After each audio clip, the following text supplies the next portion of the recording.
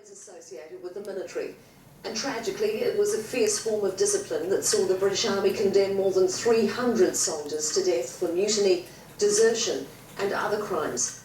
5 of them were members of the New Zealand Division. Some, like Victor Spencer, a young man from Southland in his early 20s, may have been suffering from what's now known as post-traumatic stress. They were seen as shirkers, although this was not on their charge sheets. Tonight we tell the story of the men of the New Zealand Division, shot by firing squads.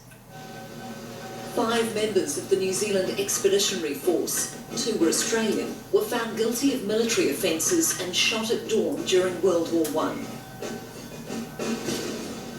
Jack Braithwaite, age 31, Otago Regiment, Mutiny. Frank Hughes, age 28, Canterbury Regiment, Desertion. John King, age 32, Australian, Canterbury Regiment, Desertion. John Sweeney, 37, Australian, Otago Regiment, Desertion. Victor Spencer, 21, Otago Regiment, Desertion. Victor Spencer was born near Bluff in Southland. Both his parents died young, and he was brought up by his aunt, Sarah Gooms. He was an apprentice engineer in Bluff, and after work, the cocks for a local rowing crew.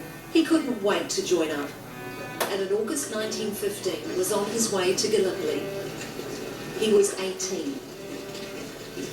He survived Gallipoli and was sent on to the Western Front. Earlier, Spencer wrote home he was hoping for a promotion. There is a great excitement up here now. The 5th Reinforcements leave camp tomorrow, so we are in the leading lot now. I have got a promotion to Lance Corporal, so I am no longer a private.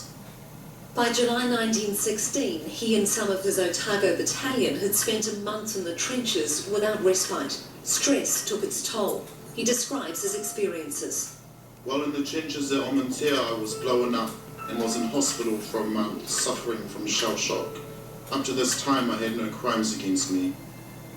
Spencer deserted and was sentenced to 9 months hard labour.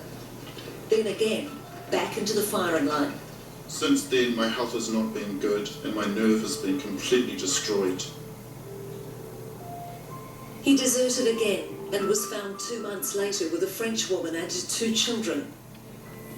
At his court-martial, an officer who'd known him at Gallipoli wrote in Spencer's defence. The accused was a good soldier while he was with me. I had no fault to find with him. In New Zealand, before we left, he was recommended for one. In spite of the good word, Victor Spencer, aged 21, who'd been with the Expeditionary Force for almost 3 years, was shot at dawn on February 24th, 1918. His last words to the Reverend Juani Parata were, Are you there, Padre?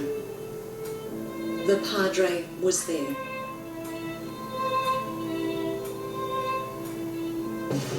Another soldier on death row was Jack Braithwaite, who grew up in Dunedin. His father, Joseph Braithwaite, was a bookseller and former mayor. 2 of Jack's brothers had been killed and 2 sent home wounded, so he volunteered. He wrote, I am not a born soldier, just a bohemian journalist who made money easily and answered the call like my brothers did.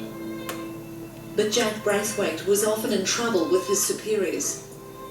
His efforts to defuse a fight over the cruel and inhumane military prison conditions had him court-martialed for mutiny.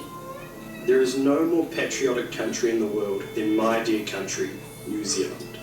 And to think that a native of that country is standing his trial for mutiny is a soul-tormenting thought, and bitter indeed. There was no mercy for Jack Braithwaite. In October 1916, he was shot by firing squad at Rouen. In 2000, Helen Clark's Labour government granted the men a pardon, a comfort to the families who'd borne the